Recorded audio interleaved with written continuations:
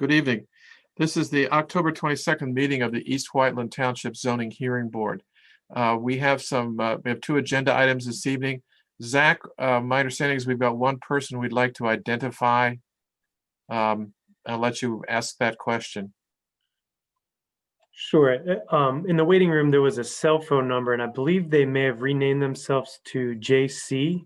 If that person could just identify themselves for the purpose of the court reporter.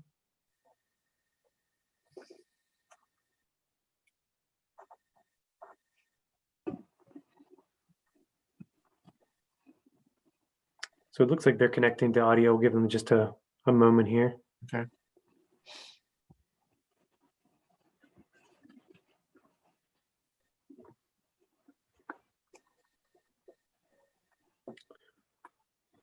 So looking for the person identified as JC to identify themselves. I've just asked you to unmute yourself. If you could just please read your name into the record for the purposes of the court reporter. JC is John Conrad. Oh, okay. Thank you. So we see a John and Jennifer Conrad. Could the Conrads tell us which case they're here for? We are here for the Dan Butcher case on Old Lancaster Road. Okay, thanks. Thank you. We'll begin this evening with the application, the appeal number 2020-11, the application of Dan and Holly Butcher. The board has met in executive session and discussed this issue. And I'm going to, at this point, turn it over to our solicitor, Andrew Rao, to describe the results of that executive session and the opinion of the board at this time. Just briefly, we'd also like to thank Mr. Holloway and the Butchers and their team, as well as the neighbors, for helping us keep things orderly in the last meeting when we were having some communication problems. As you know, the board did accept some post-hearing comment from everyone involved. So if the chair would like, I'll briefly identify some additional exhibits for the record. Sure, thank you. And then I'll summarize where I believe the board is. So in terms of additional board exhibits, we'll mark as exhibit B7, proof of publication for a legal ad that was placed on October 1. And that was in addition to announcing at the hearing that there would be post-hearing submission and comment. There was a newspaper publication as well. That's exhibit B7. Exhibit B8 is the proof of publication for the legal ad for this meeting, which was placed and ran on October 12 and October 19. So that's B8. We marked on Mr. Holloway's behalf 2 additional applicant exhibits. We marked as exhibit A8 the response by Mr. Holloway's applicant's counsel to the post-hearing public comment, and as exhibit A9, the response by co-applicant Mr. Butcher to the post-hearing public comment. And then we marked 2 items as post-hearing public comment other than from the applicant. They're P1 and P2. P1 is the post-hearing email comment of Tina McQueen from 337 North Warren Avenue. She's the spouse of John Bradley, who's a party to the proceeding. And exhibit P2 is the post-hearing email comment of Walter Fisher, who himself was a party to the proceedings. He's from 339 North Warren Avenue. So as Chairman Hessen mentioned, the Zoning Hearing Board did meet in executive session on October 22nd to give the board a chance to discuss with me and each other the law concerning variances and how it applies to this case, and get their arms around what was a somewhat complicated set of relief. And the board has asked me to draft a decision, which I will outline here. And then if I have it generally right, the board can decide whether they want to make a motion to that end. So again, complimenting everybody for their thoughtful presentations. The board really took this in two chunks. They're all variance relief requests. The first component would be the first 4 of 5 pieces of relief requested, and that is to sections 257C6, 57D1, 57D2, and 57D4.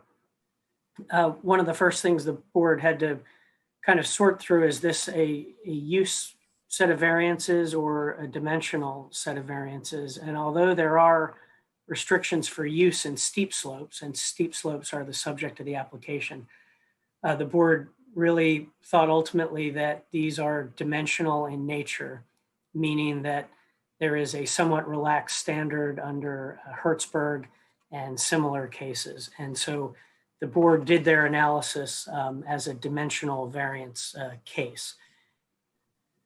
However, the board also looked at Hertzberg and some more recent Commonwealth Court cases, which talked about, even in a dimensional matter, it is still a significant burden of proof, and there has to be compelling reasons for relief. And the board, after carefully analyzing those first 4 items for variance, found that there are not compelling facts presented, and not through any lack of a great presentation by the applicants, but instead factually the board feels that it does not fit into the dimensional variance approval level. And they found that there wasn't a financial hardship to bring the property into zoning compliance, that subdividing to create a second residence in the steep slopes is more beyond having something where a variance enables you to make economically useful function of your property. In this case, there's currently a single lot and a functioning residence.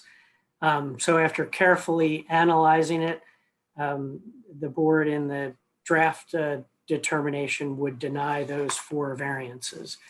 The component 2 would be the variance request as to 257 F as in Frank 3. And this was a little more unusual in that the application was asking for a variance to essentially avoid having to go to the Board of Supervisors for a conditional use. And in the ordinance, there's a conditional use standard for putting stormwater facilities into steep slopes. The board found really on 2 levels that this variance request should be denied as well. The first piece is jurisdictional.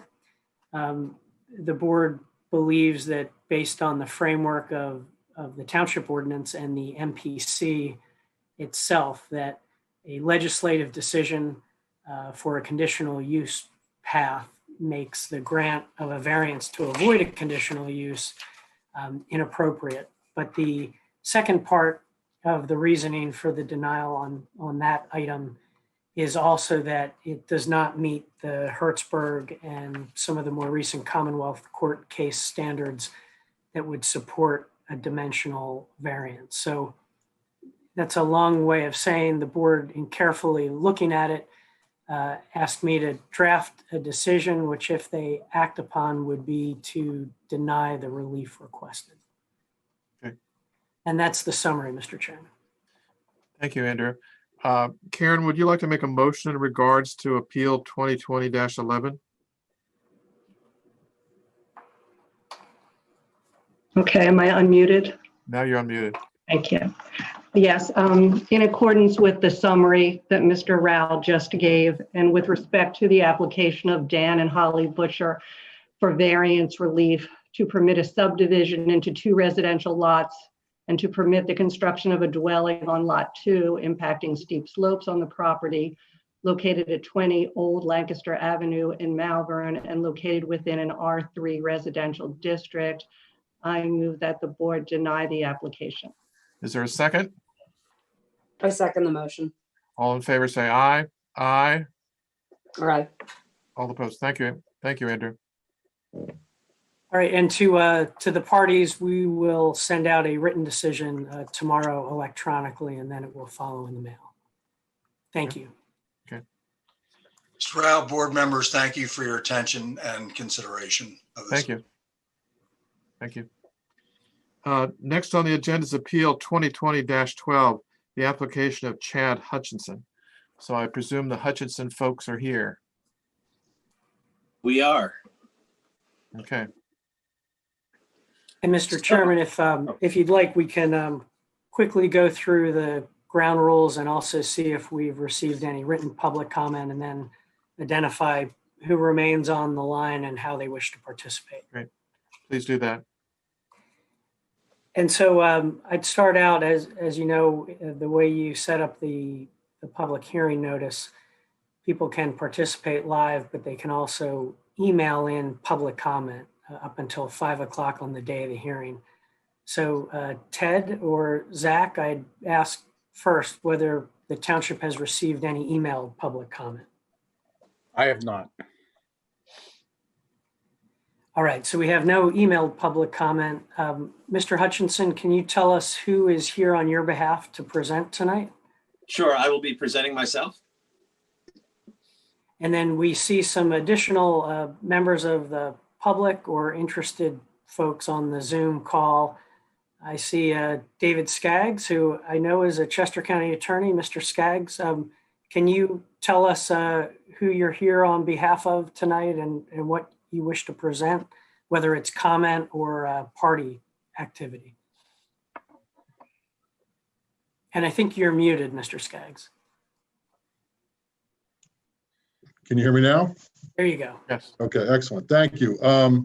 I represent Paul and Clementine Jungo. They are the next door neighbors to the applicant, and they seek party status. And looking at the notice list, are they at number 4 Knollwood? That's 4, right? Number 4, yes. So the Jungos have requested party status through their attorney, Mr. Skaggs. Mr. Hutchinson, the board would typically accept as a party a next door neighbor. Do you have Yes. any objection to that request for party status? No. Does the board have any questions, or do you wish to accept the Jungos as parties to the proceeding? Oh, they certainly are parties, yeah. All right. Thank you. And then I think I see one other person.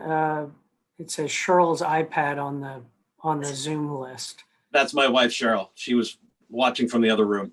Okay, no problem. So she's watching. She can participate if she wants to or needs to. So with that, Mr. Hutchinson, the board has your application, and I'll just briefly. Sometimes when a party is pro se, not represented, we just make the things submitted by the applicant as board exhibits. So I'll go through those, and then we can get you sworn in and you can present the case that you want to. Mr. Barner has all your materials, so if there's a specific document you want to put up on the screen when the time comes, you can do that. And then we'll give Mr. Skaggs and his clients a chance to ask questions or present anything that they want as well. Okay. So the board will mark as board exhibits. Exhibit B1 is the zoning hearing application dated August 24, 2020. Exhibit B2 is the proof of publication for the legal advertisements. There was an extension period, and then the ads were placed on October 12 and October 19. So those are held in reserve, but you can see them on the My Public Notice site that they were issued. Exhibit B3 is the staff affidavit of the posting and a photo showing the posting of the property. That happened on October 15th. Exhibit B4 is my correspondence acknowledging the application and setting forth Mr. Hutchinson's notice responsibilities. The staff, as I understand it, contacted Mr. Hutchinson to remind him of sending those, really resending those after his initial application came in, because we are doing this as a remote hearing. And Exhibit B5 is the updated neighbor notice confirmation or affidavit that Mr. Hutchinson provided, and that's dated October 19, 2020. And then finally, Exhibit B6, Mr. Hutchinson provided over time to staff several different photos, either of the shed or of the site. So those are the exhibits that we'll make of record, and anything you wish to refer to Mr. Hutchinson, you may. Okay. But why don't we have you raise your right hand, and Mark Haggerty is our court reporter, and he'll have you sworn in. Mr. Hutchinson, do you swear the testimony you're about to give will be the truth, the whole truth, and nothing but the truth? I do. Okay, thank you. Mr. Hutchins, this is the chairman, Dave Hessen. Just for your benefit, this is for your benefit. This can be quite informal, so just kind of relax about your presentation. But basically, you're gonna provide your presentation and testimony. The board's gonna get to ask questions first, and then I'm gonna ask Mr. Junko, Mr. Skaggs, if they would like to ask questions. So that's kind of how that's how the flow will occur. And then the board may come back and ask more questions at the end. Okay, so you may begin, Mr. Hutchinson. Okay, well, thank you very much. Again, this is appeal number 2020-12. My wife Cheryl and I live at 2 Knowlbrook Circle here in Malvern, and we're requesting a variance to put a new shed on our property in a very similar location to the current shed. The existing shed has been in its current location since at least 1980, and we assume it's been there since the house was built in 1976. I went to the Chester County Planning Commission in Westchester, and I obtained an aerial photograph of the property from 1980. That's Exhibit B6, the 6th photo. It's an aerial black and white photograph. On that photograph, you can see a little light blue circle, which denotes where the shed currently resides and where it's been for the last 40 years there at the end of the driveway. And Zach Barner, if you're able to pull that up, that may help Mr. Skaggs and his client, as well as the board, see exactly what Mr. Hutchinson's talking about. Thank you. And Mr. Hutchinson, when you have a picture, a photo, or diagram up, north, south, east, and west are sort of critical for our court recorder, so he can't right, left, behind this or behind that doesn't work very well. Sure. Okay, I'll just wait for that photo to come up so you can see it. Thanks.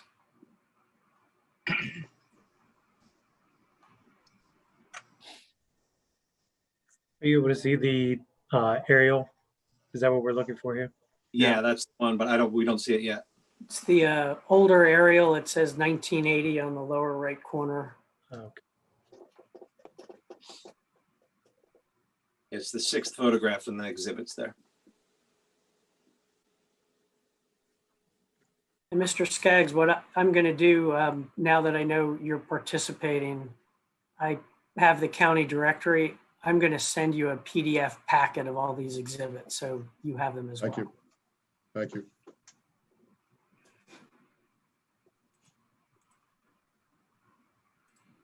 Are you doing that now, Mr. Rao?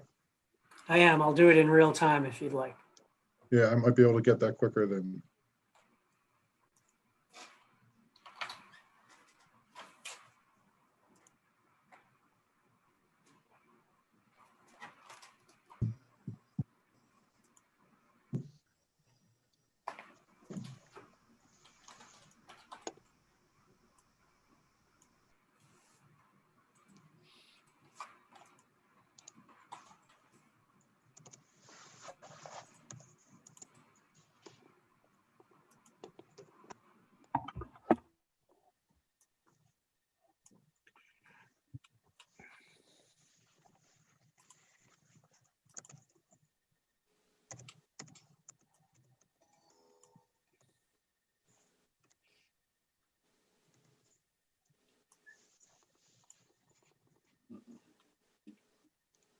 And I just sent those Mr. Skaggs' way. Thank you. Zach, are you able to pull up that exhibit?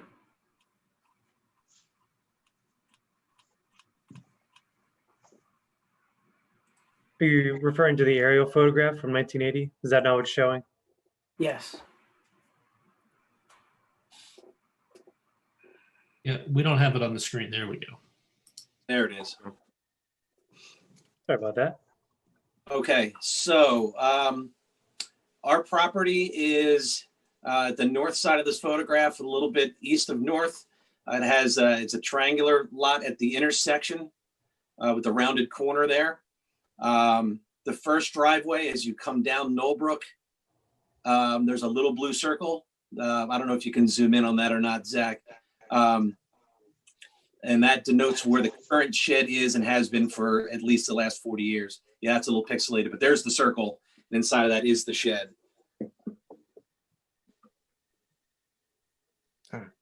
Okay.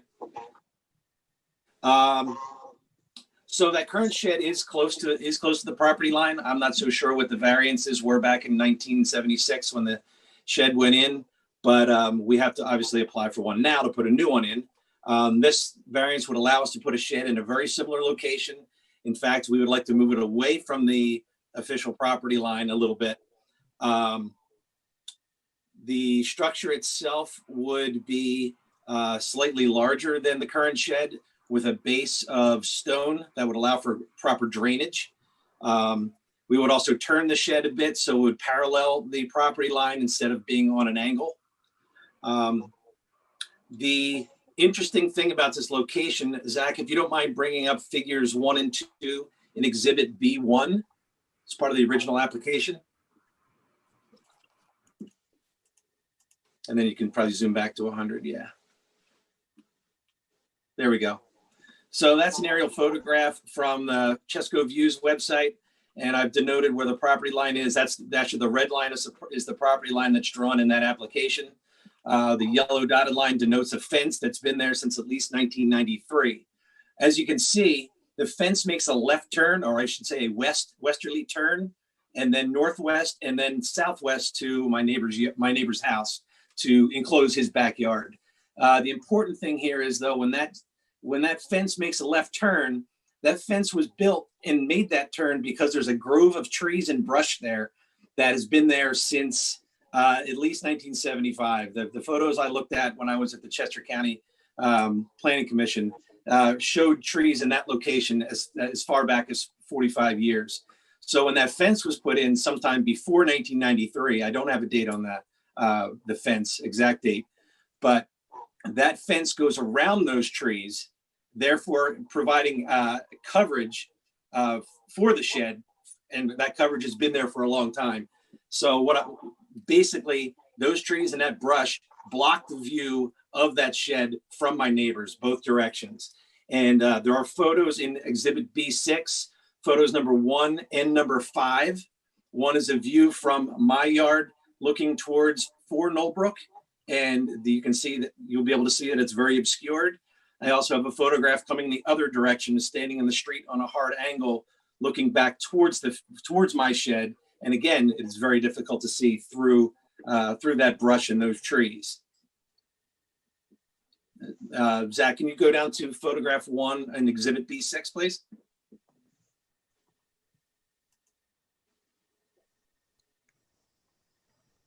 Okay, there's photograph 1 that is standing on the side of the current shed looking towards 4 Knowlbrook. As you can see, there's not much to see. It's very blocked off by the brush and the trees that are there. If you would scroll down to the 5th photograph, please.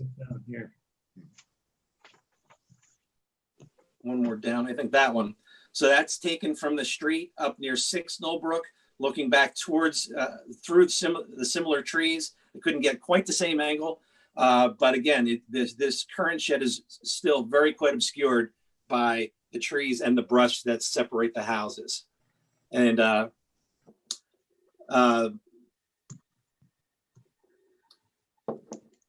then you can see the, where is it going with that?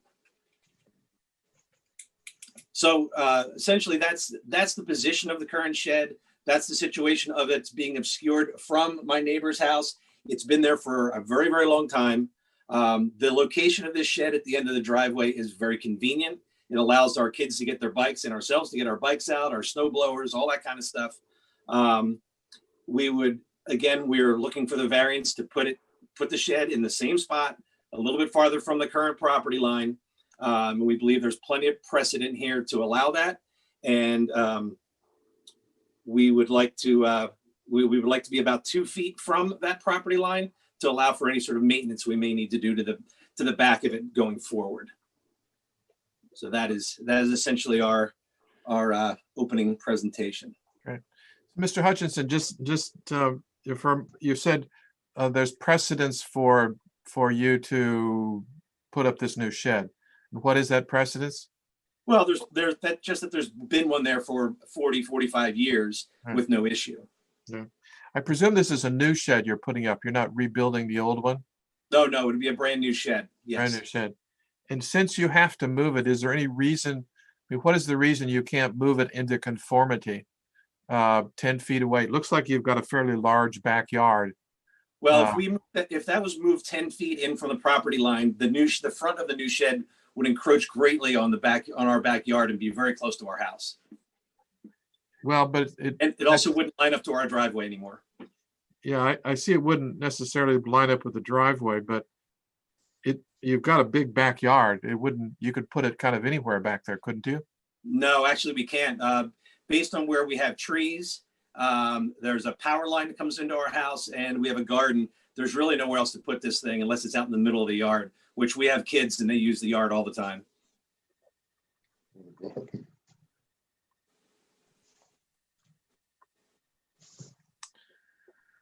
Joe, do you have any questions? Karen, what are your thoughts here? The current shed, Mr. Hutchinson, how many feet from your neighbor's property line is that current shed? We actually don't know. We assume it's close. Well, we don't know specifically the distance from the property line. yeah, but you're saying that the new shed is going to be 2 feet from the property line. So if you can tell us where the new shed is going to be, why can't you tell me where the current shed is? Well, then maybe let's go with 0 feet. Let's say it's right on the line. We would move it away from the line that it's on now. Well, is it on the line? We don't officially know. We haven't done a survey, but based on the line of the fence, it looks like it's very close. I guess based on what you're telling me, my trouble is I don't know how I can consider a 2-foot variance when you can't tell me where the property line is. Well, I'm less concerned about 2 feet than being in a very similar location as this current shed. Is it possible to move that shed? I'm looking sort of north, well, actually moving the northeast corner of that shed towards the corner of the garage there. That's the garage. There's a gate there that we use all the time. Well, you'd have to move the gate. Yeah, you'd have to rearrange a few things here. I mean, I think that you're supposed to be 10 feet away from the property line. Okay. And you're not giving us much here. 2 feet from an unknown property line. I'm not, if you don't know where the property line is, and you're saying, well, it's 2 feet. Well, we can certainly figure out the property line. We know that's able to be done. We are looking to be just inside of our property on our side of the property line. Right. But you're supposed to be 10 feet away. I understand. That's why we're going for the variance. Right. But this is not in any way a de minimis variance. If it's supposed to be 10 and you only want 1 or 2 feet away from the property line. I'm not sure. Say that again. I'm sorry. It's not de minimis. It's not a small variance. This is a very large variance. Right. That's what I'm saying. The current shed has been in the spot for 40 years. So we thought we could put a shed pretty much where it's been. Well, you can't put if it's over the property line, you can't put a shed on your neighbor's property. No, I understand that. I'm not trying to put it on my neighbor's property. In fact, I'd like to move it away from my neighbor's property line. So that's why I'm asking. Close to it, so we can still use our yard like we've always used it. I just don't understand why you can't move it further towards the house there, either towards the garage or towards the backyard. Well, towards the backyard is all trees. It's tough to see in this photo, but that's all trees and there's a hill. And again, that's parallel to the property line as it is. And if you push that shed on this drawing to the northeast, that encroaches upon our actual house. Well, you can't go into the house, but there looks like there's space there. There's not a lot of space. I mean, putting its shed that close to the house, if I move that 10 feet, would be very, very close to the house. Could you move it 8 feet? Still, it's very close to the house. We'd have to take this. So we would have to take.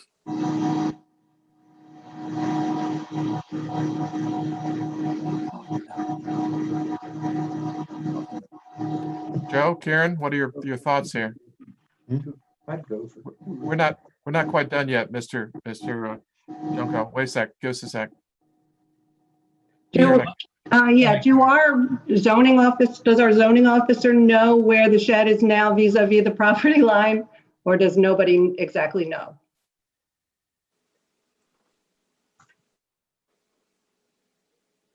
I don't know officially, no. I know it's right very close to the property line. I believe it was assumed back in the day that the fence was the property line, but the fence has that jog in it. Well, let me ask you this. Is the new shed proposed to be farther away from that fence or closer to the fence? Farther away. Farther, right? Right. Okay. Thank you. Joe?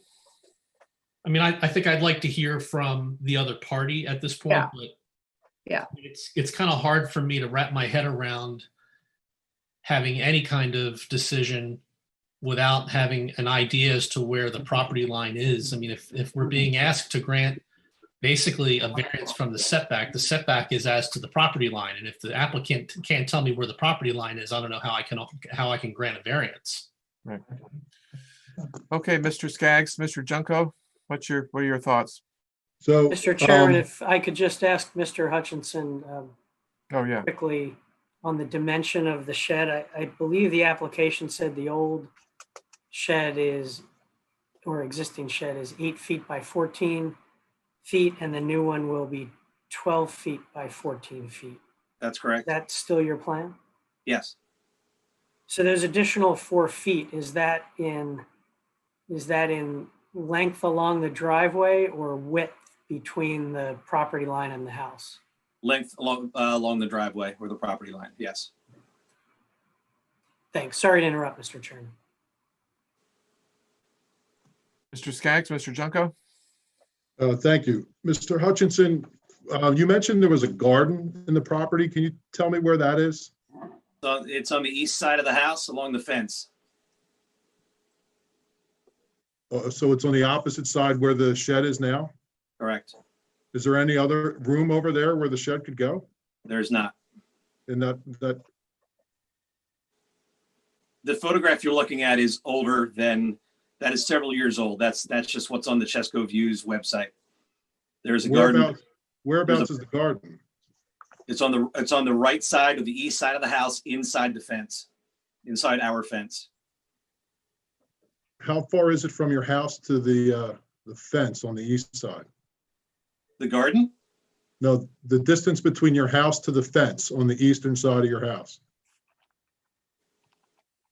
I'm not sure what you mean. The fence goes right up to the house to close off the backyard.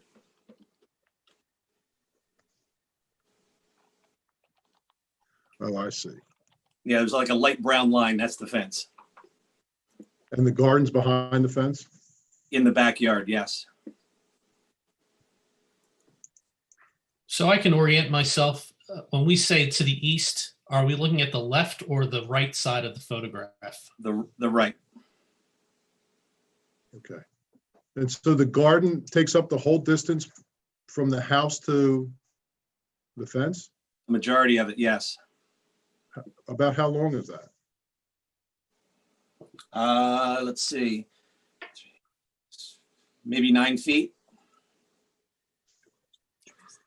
There's also a tree in the corner, and there's trees along the side of the house. Hey, Zach, This is Dave Hessen.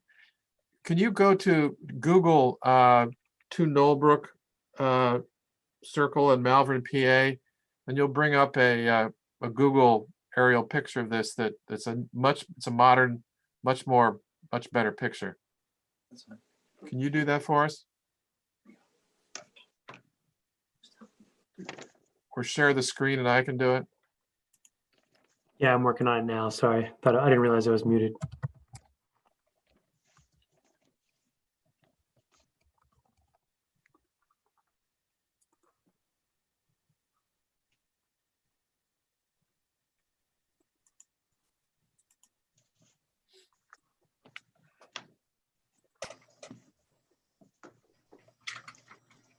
Mr. Hutchins, the reason that might be useful, it's got more trees in your backyard. Yeah, that's a new, Google, I'm sure, has a newer overhead photograph. Yeah. Probably yesterday's picture. Don't say that. That's frightening. It's scary. Yes, that's the picture. Not sure if you can see the garden or not in there. Oh yeah, there it is. Why don't we call the Google screenshot exhibit B7, just so we have a place to put it in the record. Yeah. That is not your newest. No, that's the old version. That's old. The previous one was better, except it just happened to have shade on that corner. Using this, could you tell us where the garden is? Well, there's a small square garden in that same spot, but that's from several years ago. So where's the current one? It's in the same spot. We removed that one. But that's like a 4x4, and now it's That current one is probably a 4x4. I'm sorry, the one in the picture here is probably a 4x4 garden, and the current one is at least 9 feet across with its deer gating, deer fencing. No, it's more than that. It's like 12, because the garden itself is 9. Oh, it's true. Yeah. So the And Mr. Hutchinson, we're hearing It's probably voice in about the 20 background. across. If your spouse wishes to testify, that's fine, but otherwise it's hard for the court reporter to hear your testimony. Sorry about that. Yeah, she's reminding me that there are three raised beds in this garden, and the one in the back is 9 feet long along the fence, and then we have deer fencing around it, and there's probably 1.5 feet of walkway on either side. That makes the width of the garden overall about 12 feet along the fence. Okay. That's the fence that's sort of parallel to Noldbrook? Yeah, that's about as close as we're going to get to parallel on this. Yeah. What about the length, I guess? If it's 12 feet along that side, what's the other side?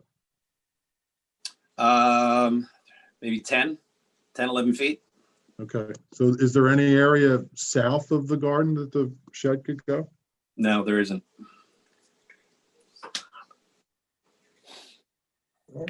Now, along Mill Lane there, it's all trees all the way up, and then there's even a spot where there are retaining wires for the power lines or a power pole there.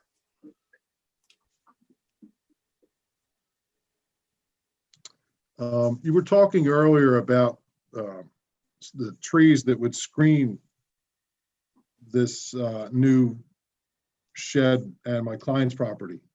Yep. Would you agree that most of those trees are located on my client's property? I would. Okay. So if any reason those trees died or were cut down, there wouldn't really be much screening, would there? No, there wouldn't. Have you ever had your property surveyed? Not since we've moved here, no. So when you moved here, you had it surveyed? No, we did not. We have never had it surveyed. You never had it surveyed, okay.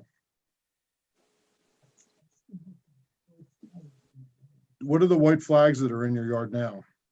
That was an estimation of where the corners of a shed would go, but that was a larger shed than we were thinking about getting now. Who put those flags in? A shed-based company. How did they determine where to put the flags? Do you know? Like I said, it was an estimation. We were just kind of playing with dimensions and see how big it would be. Would you be willing to get a survey to make sure that the new shed's going to be whatever distance the board approves away from the property We line? would certainly consider it. Well, how are you going to ensure that it's not on the property line? Well, we would have to get like I just said, we would consider getting one. Okay.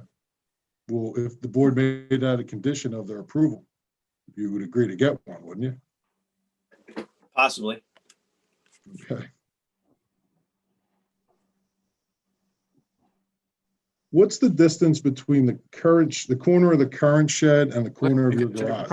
Mr. Skaggs, 1 second, 1 second. If we agree that it should be 4 feet from the line, then it has to be 4 feet from the line. You're gonna have to get a survey. There won't be a maybe with it, okay? Understood. Okay, thank you. Thank you for that clarification. What's the distance between I guess, the northeast corner of the existing shed and your garage? Without going outside and measuring it, I don't know. What was it, 20 feet, 30 feet? Maybe 10 on a diagonal. If it's a straight line, it's probably 10 feet. Somewhere in that area. I don't know. I'd have to measure it. What might be helpful is if, since we're looking at the Google satellite picture, if Mr. Barner can pull up the street view from Knowlbrook, maybe that.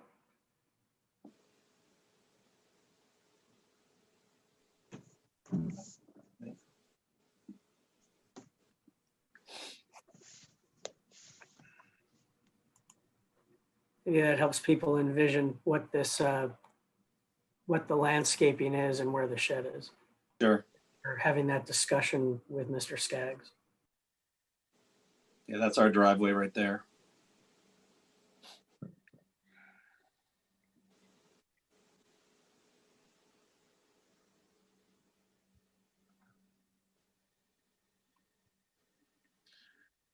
Zach, can you go a little further down the driveway? Is that possible, or could expand it a little bit?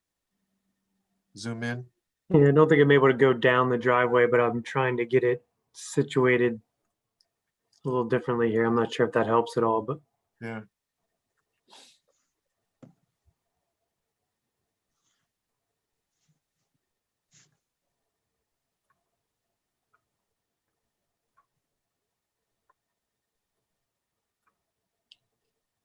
I think Be I'm able to go, kind of stuck where I'm at, unless you want to Okay. go further down the street.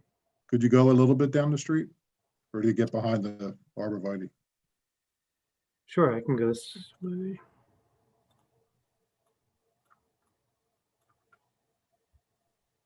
So this is looking east on Knowlbrook. Mhm.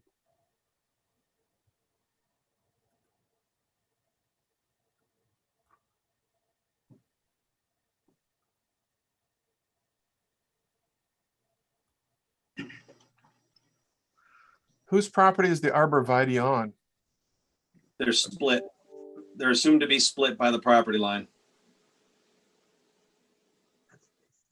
Mr. which was all Junko? new. Is that what you understand, Mr. Junko? It's hard to tell without a survey. I mean, we all know how accurate or inaccurate Chesco views can be.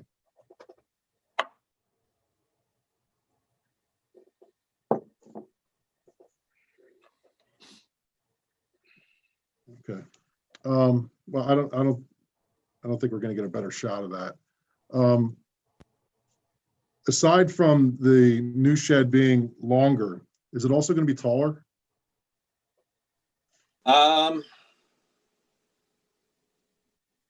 It may be a foot taller. I don't know the height of the current shed.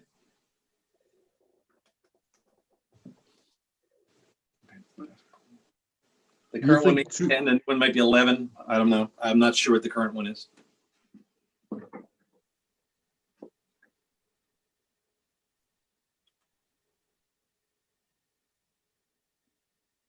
Is 2 feet going to be enough for you to get behind the shed to do whatever maintenance you need to do? Absolutely.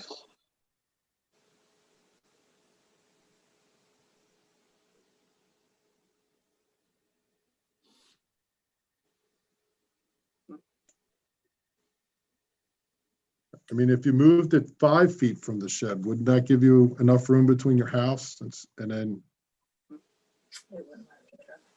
it would not be lining up to the driveway anymore, and it would be encroaching on the part of our lawn that we use all the time. Well, only by 3 feet from what you're currently proposing, though. But then it also starts to crowd the house. We don't want our house and our shed and our trees all to look like they're jammed together. I mean, there's something about curb appeal as well.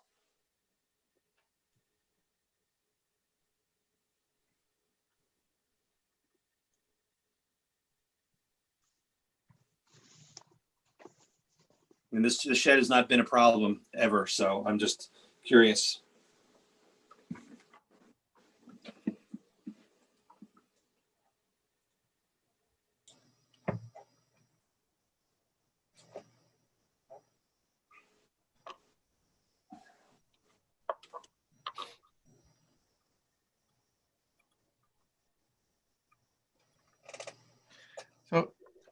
So you need the foundation to be 1 foot off the property line in order to get 2 feet for the structure, right? That's what we're looking at, yes. We were even hoping that the folks that would do the foundation would allow us less of an overhang than a foot. How much of an overhang do you propose now? Well, right now they said there should be a foot. There should be a foot around the entire thing for drainage. I don't know if they'll let us go smaller than that. So you're going to have a one foot foundation and 1 foot for the overhang? No, the foundation is 1 foot longer on each side than the shed. When you said overhang, I thought you were talking about the roof. No, sorry, I meant the foundation, the base.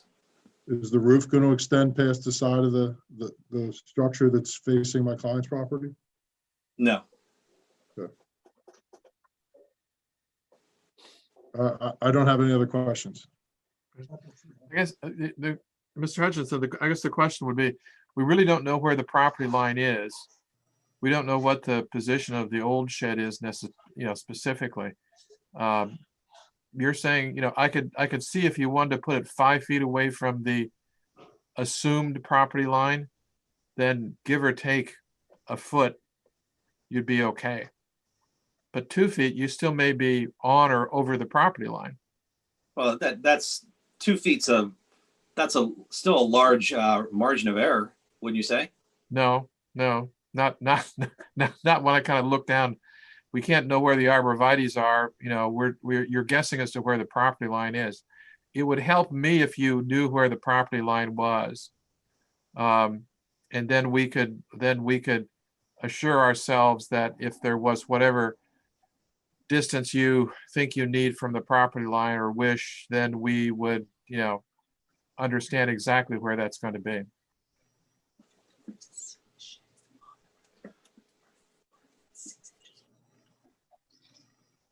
Mr. Skaggs, do you have any kind of information as exact pins or anything that says where these property lines are?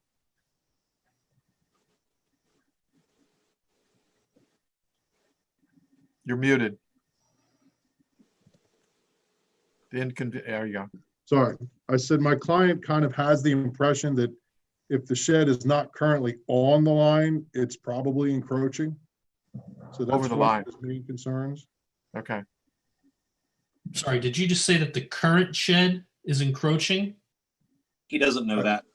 I said he thinks that if it's not already on the line, that it's likely encroaching, but he doesn't know for sure. Okay. I could say the same thing on my side, that we're definitely not on the line. So I don't know how that holds any water. Okay. So Mr. Hutchins, that puts us in a dilemma of, can you go out, within the next 3 weeks here and get us a survey that says where this property line is and where the shed is relative to that? We'll certainly try. We'd have to find do you have contact information for a surveyor we should use or you would suggest? No, that's up to you. And Okay. and either you can do it, within the next 4 weeks, or you can't. I mean, Okay. it's on you to do it. All right. Mr. Rao, can we defer the decision until such time as we have a survey here? Yes, and I was just looking at the calendar. Once the hearing's underway, the board has leeway to continue it to another night and hear additional testimony and evidence. So board's next scheduled meeting would be on November 23 at 7:15 PM. Right. And if the board announced a continuance on the record tonight to that date and time, it wouldn't require re-advertising. You could just pick it back up on November 23rd. I think it would be wise to continue the matter. Yeah, Mr. Hutchins, is that okay with you that we do this? And that just solves a problem for you, your neighbor, and us as to where we're going to locate this rascal, okay? Sure. Yeah, I understand. It's from what I understand, our survey is a significant charge, significant cost. Yeah. So, Yeah. So that's one of the reasons we hadn't done it yet, because we thought, I mean, our Yeah. thought was this is just a new shed farther on our property. We just didn't think it was that big of a deal. We'd save ourselves a couple dollars, but apparently not. Yeah, apparently, this is close. And so since we don't, you don't know where it is, I don't want you to put the shed over the property line here or on it closer than we would allow you to do it. And then we have to tear down the shed. So that's not good for you. Understood. So let's continue this. You get your survey and tell us where this thing is, and then we'll figure out how far away it should be. Okay. My point of contact still Mr. Locker? Yes. Okay. Very good. Right. And yeah, through him. Chair would like the announcement on the record would be that the hearing is continued until November 23rd at 7:15 PM. Okay. Yes, please do that. Is there any objections from any other board members? Karen? Kathleen, Jay? No. Everything okay? Yep. Sounds good? Yep. Sounds like a plan. Okay, great.